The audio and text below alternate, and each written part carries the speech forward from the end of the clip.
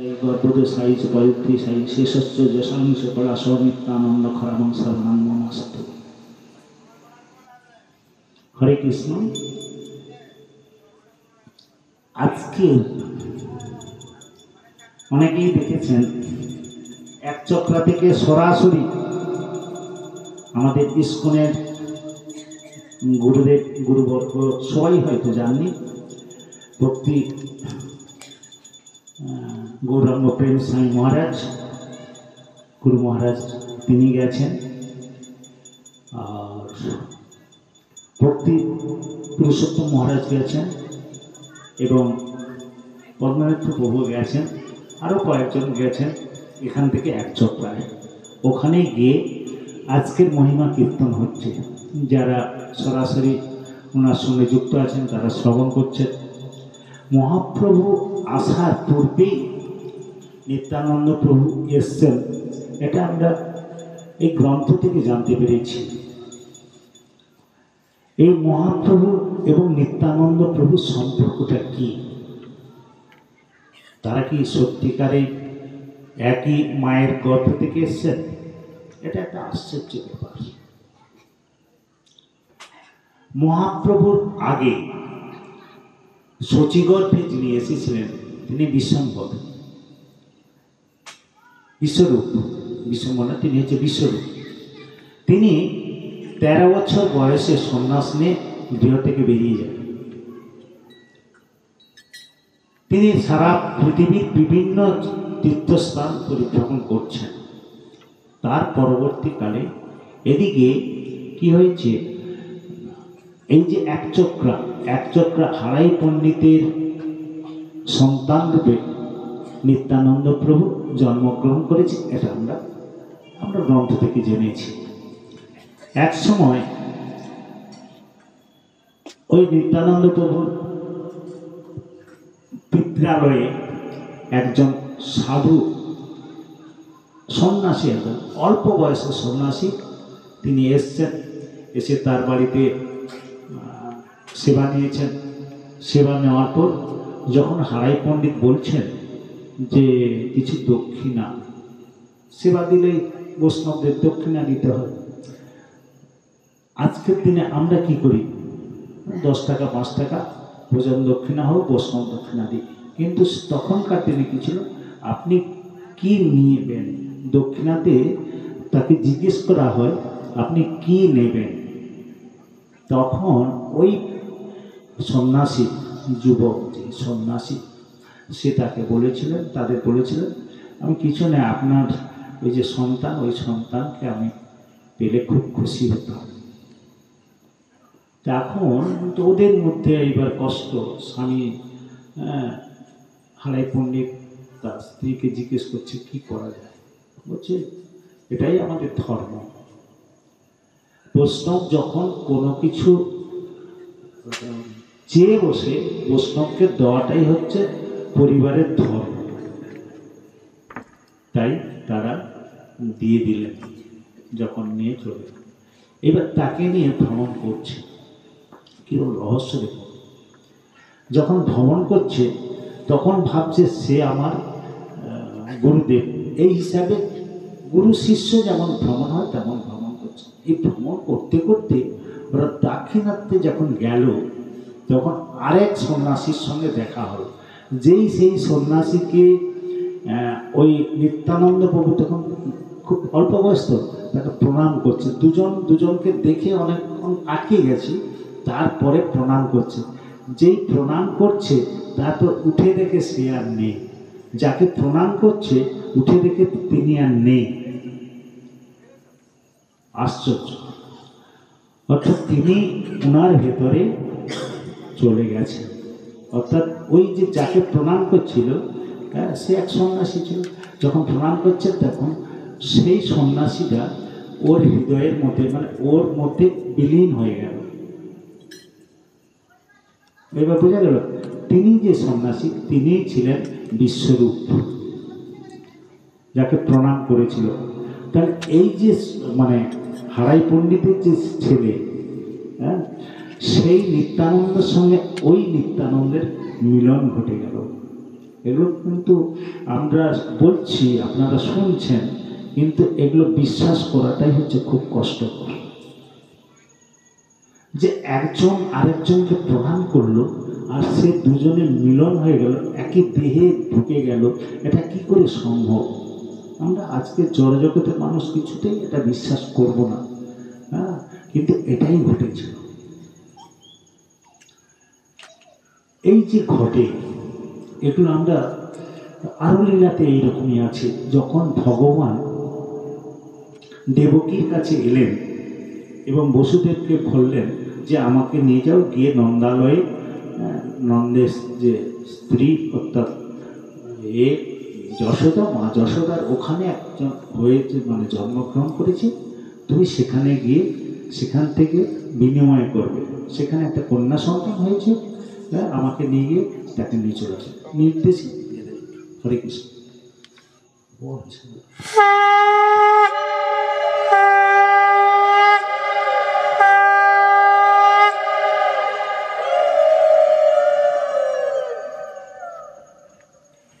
হরে কৃষ্ণ। গরুতে বিশ্রামে যাচ্ছে। হরে কৃষ্ণ। গৌরনীতাই এখান থেকে বিশ্রামে যাচ্ছেন, আবার আগামীকাল সকালে আসবেন। সুতরাং আপনারা তাড়াতাড়ি আসবেন, প্রভু বলে দিয়েছেন। হরে কৃষ্ণ। তার যে কথাটা বলছি, তো সেখানে যখন বসুদেব নিয়ে গেলেন নন্দালয়ে, গিয়ে দেখলেন সেখানে কন্যা সন্তান হয়েছে, আছে, কিন্তু যোগমায়ার দ্বারা সেখানে কিন্তু যমজ সন্তান হয়েছিল, একটা মানে পুত্র সন্তান, একটা কন্যা সন্তান। সে যোগমায়ার দ্বারা সেখানে যে জন্মগ্রহণ করেছিল কন্যা সন্তানকে এ দেখতে পাচ্ছে, কিন্তু পুত্র সন্তানকে দেখতে পায়নি। যখন গিয়ে রেখে দিল, তখন ওই যে আগের যে শিশুটি ছিল, পুত্র সন্তান, তারই সঙ্গে ওই পুত্র সন্তান দুটোই কিন্তু মিলন ঘটে গেল। অর্থাৎ এগুলো একটা গভীরের জিনিস, যে ভগবান তিনি ওই লীলাতে তিনি যখন অস্ত্র ধরেছেন, সে কোন কৃষ্ণ, ওইখানে হচ্ছে দুটো কৃষ্ণ। কৃষ্ণ কখনো যে বৃন্দাবন থেকে বেরোননি, ওইখানে ওই লীলার মধ্যেই রয়েছে। অর্থাৎ যে কৃষ্ণটা এসে এখানে অন্য আরেকটা কৃষ্ণের সঙ্গে মিলন, যেটা এলো সে হচ্ছে জন্ম প্রকাশ হয়েছিলেন কোথায় না, ক্ষত্রিয় কুলে, যাদব বংশে। আর এখানে এলো কোথায়, গোয়ালার বাড়িতে। এরা কিন্তু যুদ্ধ বিগ্রহ সম্বন্ধে কিছুই জানে না, এরা ক্ষত্রিয় নয়, এটা বৈশ্য। এই যে এলো, তারপরে যতগুলো অসুর নিধন করেছে, ওর ভিতরে থেকে যে ক্ষত্রিয় কৃষ্ণ, সেই হচ্ছে সব কিছু নিধন করেছে। আর যে কৃষ্ণ বৃন্দাবন থেকে সরাসরি এসে ওখানে আবির্ভাব হয়েছিলেন, তিনি কিন্তু করেননি।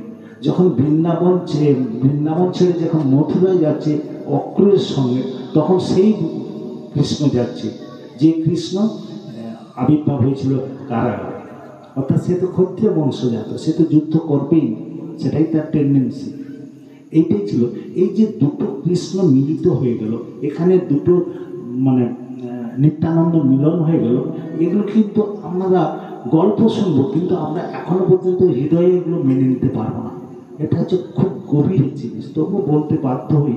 কেননা কীভাবে নিত্যানন্দ, এই যে আমরা কি বলি, তিনি অবধূত। অবধূত কথাটার মানে কি? অবধূত হচ্ছে তার কোনো কিছুতে বাজ বিচার নেই, তার বেশভূষারও কিছু নেই, আচার আচরণের কোনো ঠিক ঠিকানা নেই। এই কারণে তাকে অবধূত বলা হতো। আপনারা ভাবলে অবাক হয়ে যাবেন, তিনি এক সময় মালিনী দেবীর স্তন পান করেছেন। মালিনী দেবী কে কে জানেন? মালিনী দেবীকে কে কে জানেন? হাত তুলুন তো। হয় দূরে একটা হাত উঠেছে। আচ্ছা, পেছনে, হ্যাঁ পেছনে মাতাজি বলুন তো। হ্যাঁ, ছোট করে হাত উঠেছে। হ্যাঁ বলুন। শিবাস পণ্ডিতের স্ত্রী মালিনী দেবী। এগুলো ভাবলে অবাক লাগে। কত বছর বয়স হয়ে গেছে তখন? প্রায় সম্ভবত বোধ 28-29 বছর বয়স, নিত্যানন্দ প্রভু, তিনি স্তনপান করছে মালিনী দেবীর। মালিনী দেবীর লজ্জা পাওয়া উচিত ছিল, এত একটা যুবক ছিলেন, স্তনপান করবে। কিন্তু এই যে তাদের যে ভাবটা ছিল, বাৎসল্য ভাব, সেখানে ছেলেটার বয়স কত সেটা দেখে না, বাৎসল্য প্রেম এমনি একটা ভাব।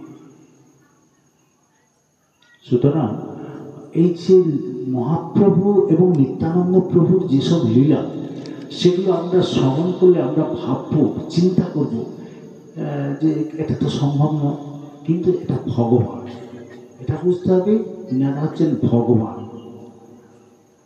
এই নিত্যানন্দ প্রভু যখন কৃষ্ণ লীলায় কে ছিলেন? বলরাম। তার আগের লীলায় লক্ষ্মণ। তো তখন থেকে ভগবানের আমাদের মতো তাদের অভিলাষ থাকে, তাদের বিভিন্ন রকম আশা থাকে। যখন লক্ষ্মণ হয়েছিলেন তখন যেহেতু ভগবানের ছোট ভাই, তো তাকে সেবা করার টেন্ডেন্সি তার সবসময় আছে, কিন্তু বড় ভাই না বলা পর্যন্ত তিনি কিছু করতে পারতেন না।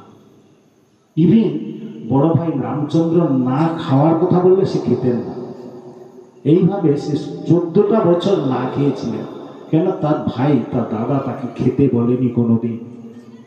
জঙ্গলে যখন ছিলেন, বনবাসে যখন ছিলেন, তখন তাদের শুধু সব ফল সংগ্রহ করে আনতো, আনার পরে এবার ভাগ করতো, 3টে ভাগ হতো।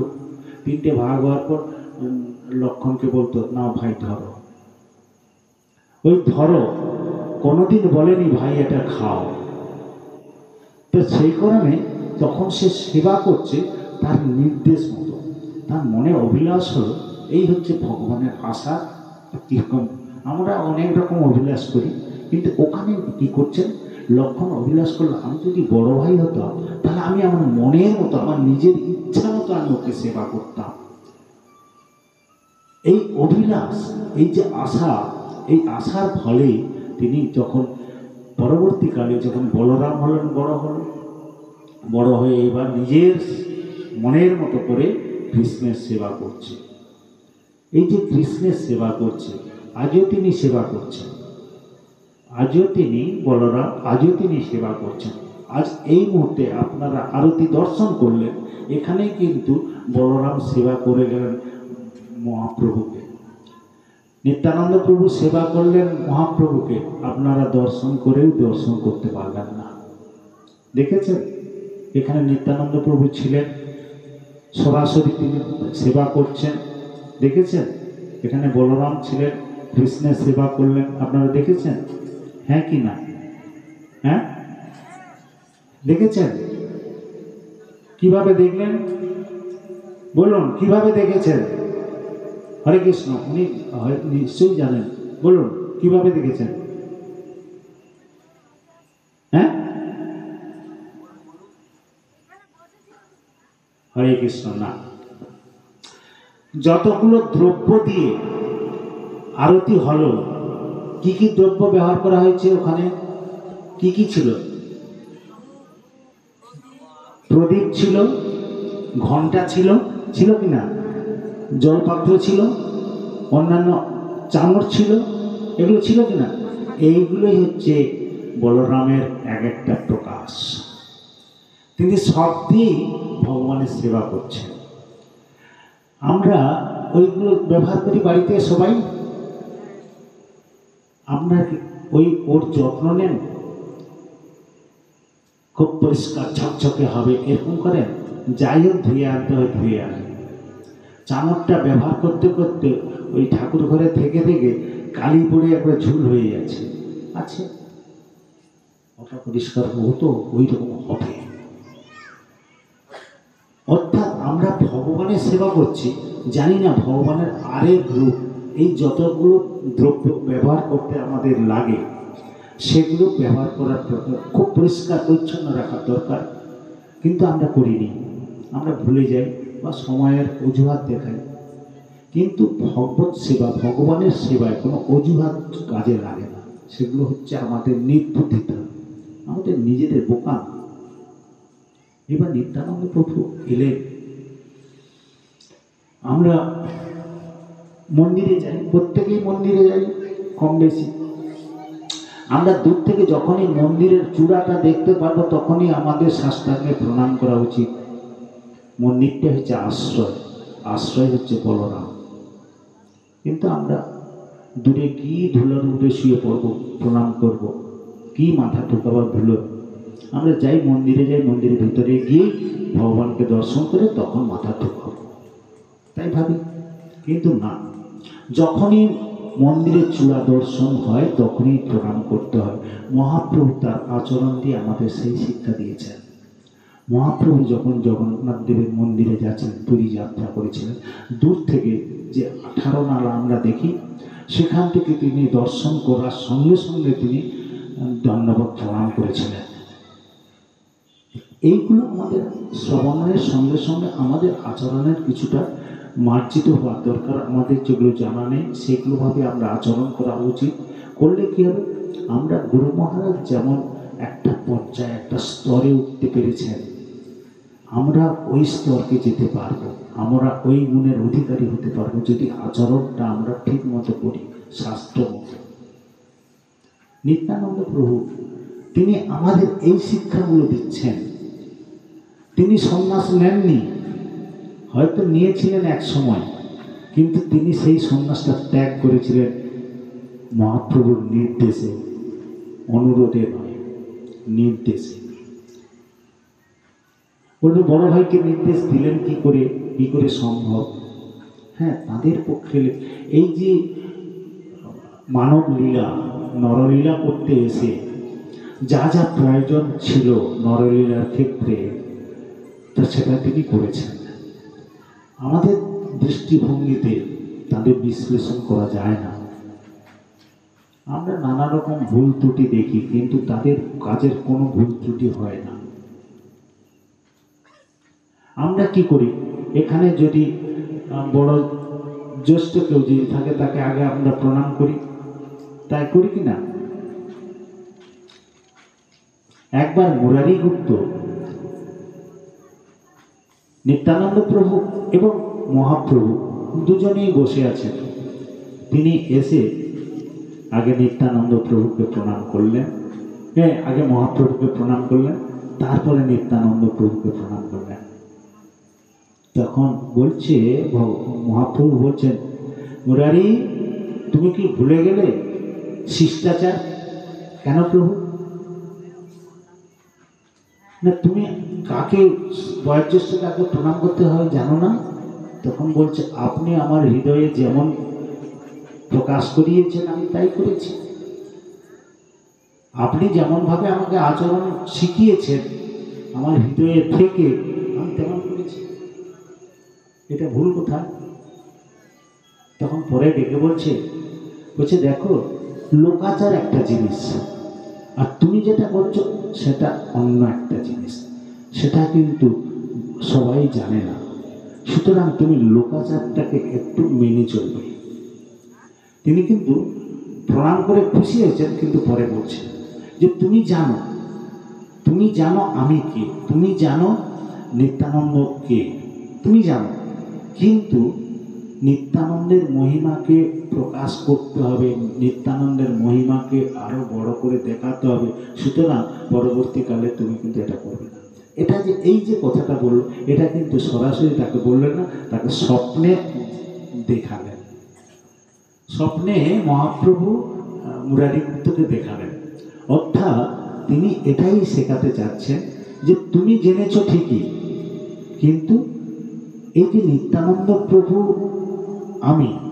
আমরা সমান পর্যায়ে একই তত্ত্বে, কিন্তু এখানে নিত্যানন্দকে বড় করে দেখাতে হবে। সুতরাং এবার থেকে তুমি সেইটা মেনে চলবে। পরের দিন এসছে, এটা তো স্বপ্নে বলে দিয়েছে, পরের দিন এসে দুজনকে দেখে আবার নিত্যানন্দ কি ব্যাপার, তুমি কালকের একরকম আচরণ করলে, আজকের আর একরকম আচরণ বললে। আপনি যেমন আমার হৃদয়ের বলেছেন, হৃদয়ে প্রকাশ হয়েছে, আমি তেমন আচরণ করছি। আমি তো আপনাকে ছাড়া কিছুই জানি না। তাহলে এই যে মুরারি গুপ্তের তার কি দৃষ্টিভঙ্গি আর তিনি মহাপ্রভু কি শিক্ষা দিচ্ছেন, দুটোর ভিতরে একটা মানে আছে যে এটা কোনটা ধরব? সাধারণ মানুষ। বলছে সাধারণ মানুষকে তুমি সবসময় গভীরে ঢুকতে দিও না।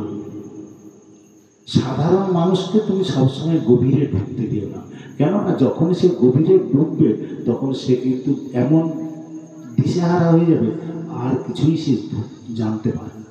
সুতরাং তুমি যেমন শিষ্টাচার বজায় রেখেছো না, সেই সব শিষ্টাচার বজায় রেখে চলবে। অর্থাৎ বড় জ্যেষ্ঠকে সবসময় আগে সম্মান দেবে। আমরা অনেক সময় কী করি, এখানে যদি অনেকেই থাকে, হ্যাঁ, সেখানে আমরা জ্যেষ্ঠকে জেনেও আমরা জ্যেষ্ঠকে অবহেলা করি। মহাপ্রভু কিন্তু এই শিক্ষাটাই দিয়েছে যে সবসময় জ্যেষ্ঠ যে বয়োজ্যেষ্ঠ যে সিনিয়রকে সবসময় সম্মান দেওয়ার কথা বলেছে। এবার নিত্যানন্দ প্রভুর সম্বন্ধে একটু বলি। নিত্যানন্দ প্রভু ছোটোবেলা থেকে তার যে জন্মস্থান অনেকেই দেখে এসছেন, তার পাশে কিছুটা দূরে গেলে তার যে নাড়ি ছেদ করে যেটা ফেলেছিল, সেই নাড়ি ছেদের যেখানে ফেলে দেওয়া হয়েছিল সেটা দর্শন অনেকে করেছেন। হাঁটুগাড়া বলে একটা জায়গা আছে, সেটা দর্শন করছে। ছোটবেলায় তিনি এমন কিছু কিছু লীলা করছেন তার বন্ধু বান্ধবের সঙ্গে, যেটা সবাই আশ্চর্য হয়ে যেত। এটা প্রায় শোনা যায় তিনি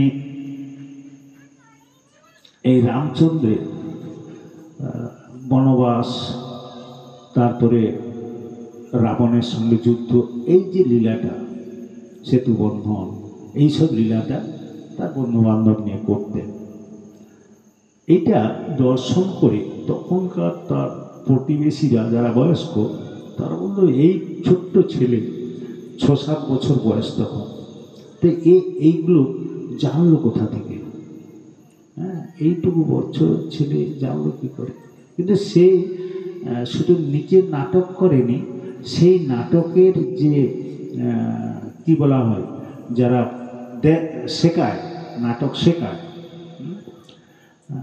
পরিচালক, সেই পরিচালকের ভূমিকায় ছিলেন। কোথায় কি হবে, কে হনুমান সাজবে, কে রাম সাজবে, কে লক্ষ্মণ সাজবে, সব কিছু। লক্ষ্মণ শক্তিশালী পড়বে, হনুমান যাবে বিশল্যকরণী নিয়ে আসবে, এইরকম। তো এইরকম লীলা করছিলেন। এক সময় হঠাৎ শক্তিশালী বদ্ধ হয়ে নিত্যানন্দ প্রভু একবারে নিশ্চুপ হয়ে গেছে। তখন সবাই ছুটে আসছে, কি হলো কি হলো? একজন বয়স্ক লোক এসে জিজ্ঞেস করেছিল যে কখন এই যে অচেতন অবস্থাটা হলো, তার পূর্বের কী দৃশ্য, কী ঘটনাটা ঘটেছিল। তারা বললো যে এরকম শক্তিশালী মেরেছে। তারপরে ও ঠিক আছে, তাহলে এক কাজ করো, কেউ একজন চলে যাও, বিশল্যকরণী নিয়ে আসো। তো এই বিশল্যকরণী নিয়ে আসবে, এইরকম একটা ভূমিকায় যখন যাচ্ছে, বিশল্যকরণী আনা হলো। তারপরের যে সব ডায়লগ, সেই ডায়লগগুলো যখন দেওয়া হলো, বিশল্যকরণী নিয়ে এসে তার নাকে দেওয়া হলো, তখন সে চেতন ফিরে পেল। তো এইসব লীলা তিনি করেছেন, সবাই খুশি হয়েছে। কিন্তু এগুলো এক একটা ডায়লগ যেগুলো বলছে, যেগুলো ওইটুকু বয়সের, ওই অল্প বয়সের ছেলেরা বলতে পারে। অর্থাৎ তিনি অতীতের যে জীবন, অর্থাৎ তিনি যখন লক্ষ্মণ হয়েছিলেন তখন যা কিছু তিনি আচরণ করেছেন, যা যা ঘটেছেন, সেইগুলো সব সময় তার মনের ভিতরে আছে। সবসময় সেগুলো মনে হচ্ছে যে এই আজকালের ব্যাপার, এইরকম একটা ভাব তার মধ্যে ছিল। অর্থাৎ এখানে একটা শিক্ষা যে তিনি আমাদের এই কলিযুগে এলেও তিনি স্বয়ং ভগবান। তার যে কখনোই মানে আমরা কি একটা জন্মের পর আর একটা জন্ম সব কিছু ভুলে যাই কি না? আমরা জীবাত্মা বলে, কিন্তু তিনি হচ্ছেন ভগবান স্বয়ং, যার ফলে তার প্রতিটা লীলা তার কাছে প্রস্ফুটিত হয় এবং মনে হয় যেন এইটা আমার আজকের দিনের লীলা।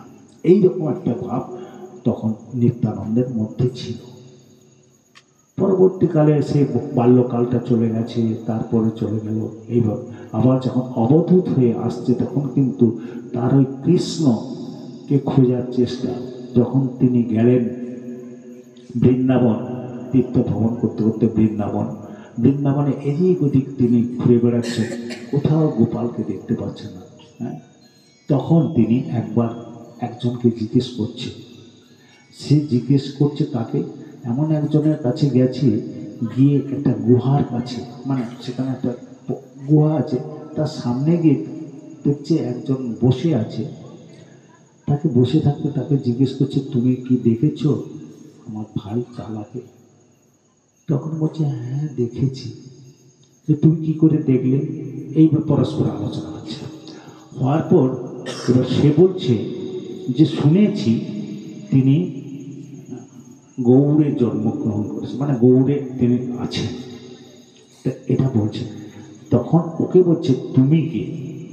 পরস্পর যখন আলোচনা হলো, সে তার পরিচয় দিল, বেশ অনেক লম্বা অনেক কিছু। তখন বলছে, তুমি যদি সেই ব্যক্তি হও তাহলে প্রমাণ করাতে হবে আমি বলরাম, আমাকে প্রমাণ করে দেখাতে হবে যে আমি বলরাম। সে যে জিজ্ঞেস করছে সে বেশ লম্বা চওড়া, অনেক বেশি, এর থেকে ডবল।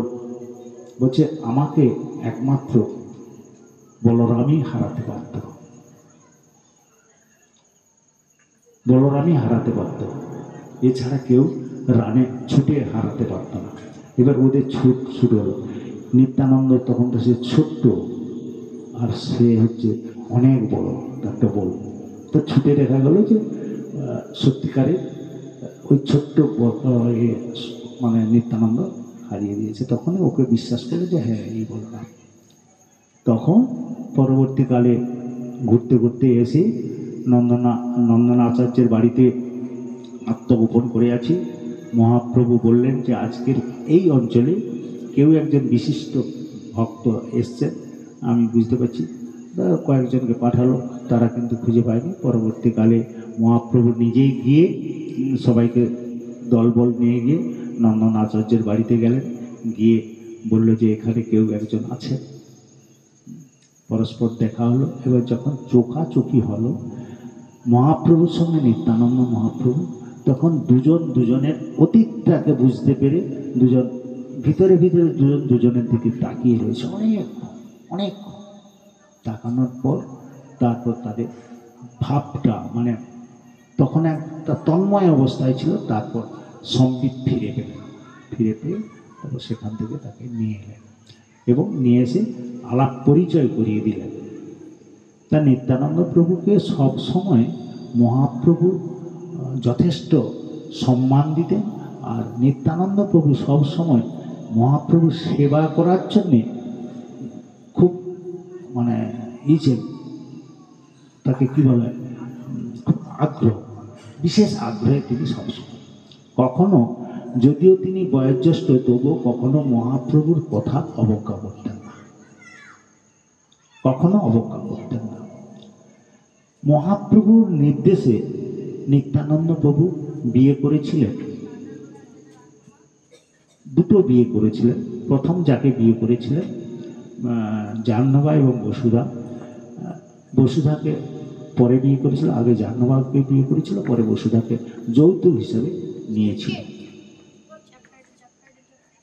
এই যে বিয়ে যেটা হয়েছিল, যেখানে হয়েছিল, এখনো সেখানে যে শিলটার উপরে রেখে আমরা স্নান করানো হয়, তো স্বামী স্ত্রীকে নববধূকে রেখে দ্বিতীয় বিবাহের আকাটা স্নান যেটা বলা, এখনো সে শিলটা রয়েছে।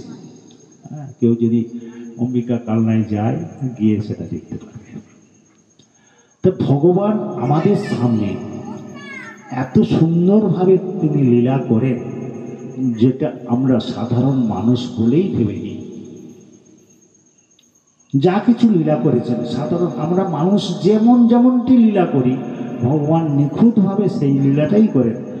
মারা গেলে যেমন কান্নাকাটি করে, তিনিও আমাদের সম্মত কান্নাকাটি করেন, কিন্তু আমরা কেউই বুঝতে পারেননি তিনি ভগবান।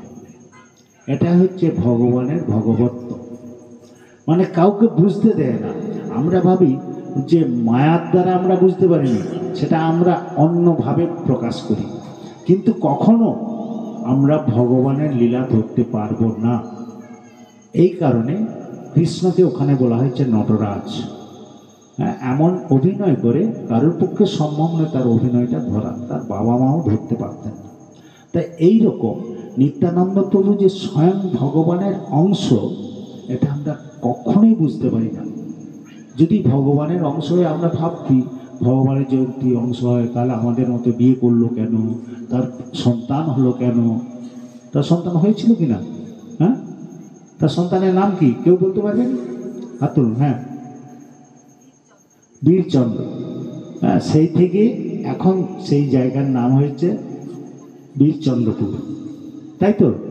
বীরচন্দ্র, হ্যাঁ হ্যাঁ, বীরসিংহ না, বীরসিংহ যেমন বলা হয় বীরচন্দ্র বলে। হ্যাঁ, যাই হোক, মোটামুটি এইরকম সেই থেকে নামটা চলে এসছে। এই যে ভগবান আমাদের মতো আচরণ করছে, আমাদের মতো তার সন্তান সন্ততি হচ্ছে, তাহলে তিনি কি করে ভগবান হন? এটাই হচ্ছে আমাদের প্রত্যেকের সন্দেহ। আজ জানবেন এই পৃথিবীতে আমার শুধু ভারতবর্ষেই দেখুন, ভারতবর্ষের মানুষ প্রায় 80% মানুষ মহাপ্রভুকে এবং নিত্যানন্দ প্রভুকে ভগবান বলে মানেন না। যে 80% মানুষ মানে, সেটা হচ্ছে কথায় মানে, প্রকৃত হৃদয় দিয়ে মানে না।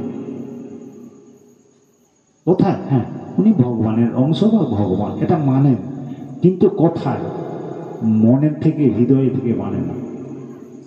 তার প্রমাণ হচ্ছে যদি আপনি ভগবান বলে নিত্যানন্দ প্রভুকে মানেন, আজকে নিত্যানন্দ প্রভু এখানে এলেন, আমাদেরকে দর্শন দিলেন, আমরা কি ভাবলাম ও তো একটা কাঠের পুতুল, হ্যাঁ কি না? আজকের যদি এখানে আমাদের দেশের প্রধানমন্ত্রী উপস্থিত হয়ে যায়, আপনাদের অবস্থা কি হবে বলুন? আপনারা কি করতেন? এইখানে এই মঞ্চে যদি আজকের প্রধানমন্ত্রী উপস্থিত হয়, আপনারা কি করতেন বলুন? কি করতেন? যেভাবে আপনারা উদ্বেল হয়ে তার কাছে আসার চেষ্টা করতেন, হ্যাঁ, কেউ হয়তো ভাবে একটা ফুল দিই, কেউ ভাবে আমি একটু প্রণাম করি, কেউ হয়তো তার নিজের কথাটা বলবে, এইরকম উদ্গ্রীব, হ্যাঁ কি না? কিছু একটা হুড়াহুড়ি করে যাবে, আমি আগে যাব, আমি সামনে গিয়ে দাঁড়াবো, আর ভালো করে দেখবো, এইরকম একটা ভাব ছিল। আজকে দেখুন, সে সাধারণ একটা মানুষ, তার জন্য এত ব্যাকুলতা, কিন্তু ভগবান এলেন, মহাপ্রভু এলেন, নিত্যানন্দ প্রভু এলেন, স্বয়ং ভগবান, অথচ আপনাদের মধ্যে সেই আগ্রহটা, হুড়াহুড়িটা নেই। ওই ভগবান এখান থেকে গেলেন, কেউ একটু প্রণাম করলেন না, কেউ দুটো পয়সাও দিলেন না, প্রণামই দিলেন না। তাহলে এই যে কাঠের পুতুল, ও তো কালকের আবার আসবে। তাহলে আমাদের হৃদয়টা বলছি কি, ভগবান আমরা মানছি, অনেকেই বলছি হ্যাঁ ভগবানের অংশ, কিন্তু ভগবান পেলে আমাদের যতটা আকুল হওয়া দরকার, আকুলতা আসেনি কেন? ও তো কাঠের পুতুল। আমাদের এখনো পর্যন্ত বিশ্বাস হয় না যে ওনার ভিতরে ভগবান স্বয়ং রয়েছেন, তিনি নিজে আচরণ করছেন। যদি আপনারা কেউ যান অম্বিকা কালনায়, যে বিগ্রহ রয়েছে, ওই দারু বিগ্রহ, কাঠের বিগ্রহ, কিন্তু ওই দারু বিগ্রহ এরকম করে হেঁটে চলে যায়। ওই দারু বিগ্রহ যখন ভগবান, ওটা কিন্তু তৈরি নয়, ওই ওখানে যে বিগ্রহ দুটো, ওটা তৈরি নয়, কারোর দ্বারা তৈরি নয়, ভগবান মানে মহাপ্রভু নিজেই ওই দুটোকে প্রকাশ করে দিয়েছিলেন। এত বেশি ভালোবাসছিল, মহাপ্রভুকে ছাড়তে চান, বলছে ঠিক আছে তুমি আমাকে এত ভালোবাসছো, ঠিক আছে তুমি এক কাজ করো, বলে তিনি নিজে কি করলেন, দুটো বিগ্রহ দিলেন। মানে হাত বাড়ালে, আজকের অনেক জাদু খেলা দেখায়, হাত বাড়ালে আপেল এসে যায়, হাত বাড়ালে রসগোল্লা এসে যায়, সে একটা জাদু। তা মহাপ্রভু সেই রকম জাদুর বলে, অর্থাৎ ভগবান মানে নিজের স্বয়ং ভগবান, তো তিনি ওই দারু বিগ্রহ হয়ে তার কাছে, এবার বলো তুমি কোনটা, এটা নেবে না আমাকে নেবে? বলছে না, ওটা আমার দরকার নেই। ও দারু বিগ্রহ আমার দরকার নেই, আমি আপনাকে দুজনকেই দিতে চাই। তুমি ঠিক আছে, দুজন গিয়ে বসলো, আর ওই দারু বিগ্রহ দুটো গট গট গট গট করে চলে যাচ্ছে। তখন আরে তাহলে ভগবান আমাকে ঠকিয়েছে, মহাপ্রভু ঠকিয়েছে, ও পালিয়ে যাচ্ছে মহাপ্রভু, আর এখানে আমাদেরকে একটা দারু বিগ্রহ রেখে গেছে। বলছে না না, ওইগুলো চাই। আবার ওইগুলো নিয়ে এসে আবার ওইখানে আসনে বসাল, এর দুজনকে নামিয়ে দিল আসন থেকে, গট গট করে আবার চলে। বিভ্রান্ত হয়ে গেছে। ভগবানের লীলা এইরকমই, সাধারণ মানুষের পক্ষে সম্ভব নয় ভগবানের লীলাটা দর্শন মানে বুঝে ওঠা। এই যে ভগবান গেলেন এখান থেকে, আমরা কেউ বুঝতে পারিনি সত্যি ভগবান গেলেন না কাঠের মূর্তিটা নিয়ে চলে গেল। এই হচ্ছে ভগবানের লীলা। সুতরাং অনেকেই বলছি তো 80% মানুষ জানে ওনারা ভগবান, কিন্তু জানেন কিন্তু মেনে নিতে পারেনি। এটাই হচ্ছে আশ্চর্যের ব্যাপার, যে আমরা কেউ মানতে পারছি না, জানি জেনেও মানছি না। এই আমার বাবা জানি, কিন্তু বাবাকে মর্যাদা দিই। বাবা ডাকছে, আয় শোন, নিকুচি করেছে তোমার, বুড়া হয়েছে এখন, তোমার কাছে আমার যাওয়া দরকার। আর তোর বাবা ও বুড়াকে ছেড়ে দিই, এইরকম একটা আমাদেরও সেই ভাব এসে গেছে। এই ভাব থেকে আমরা কখন বেরোবো? এই যে ভগবানের প্রতি আমাদের বিশ্বাস নেই, এই বিশ্বাস জন্মাবে কখন? যখন আমরা গুরু চরণাশ্রয় করে হরিনাম করব শ্রদ্ধা ভক্তি এবং ঐকান্তিকভাবে, তখন আমাদের ওই ভাবগুলো একটু একটু করে আসবে। নয়তো আজকের আমাকে একজন জিজ্ঞেস করছিলেন যে হরিনাম কখন করব? রাত্রি 12টার সময় করব, করা যাবে? আপনারা কি বলেন? আপনাদের যারা যারা গুরুচরণ আশ্রয় করছেন, আপনাদের কি গুরুদেব বলেছেন? রাত্রি 12টার সময় করা যাবে? উনি বলছেন সব সময়।